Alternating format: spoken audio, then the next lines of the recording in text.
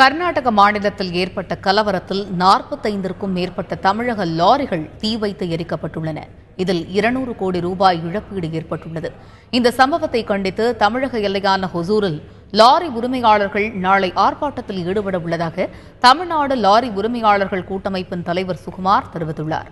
சென்னையில் தந்தி டிவிக்கு அளித்த பேட்டியில் அவர் இவ்வாறு கூறியுள்ளார். இதுவரை எத்தனை லாரிகள் தீயிட்டு கொளுத்தப்பட்டிருக்குது? அவற்றின் சேதம் எவ்வளவு சார்? எத்தனை கோடி மதிப்புள்ளது? முதல்ல இது வன்மையாக கண்டிக்கிறோம். ரெண்டாவது இது ஒரு திட்டமிட்ட சதி செயல்னு சொல்லலாம்.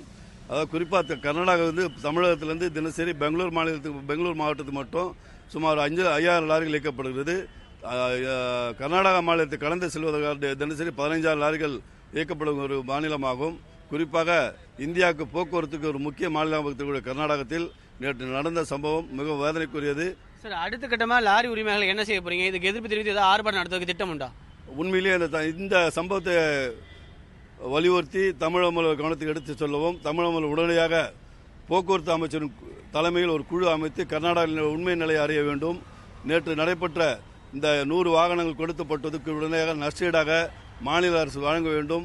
அந்த மாநிலத்தில் சுலப நிலை வருவதற்கு பாதுகாப்பு உத்தரவாதம் அளிக்க வேண்டும் கேட்டுக்கொண்டுள்ளோம்.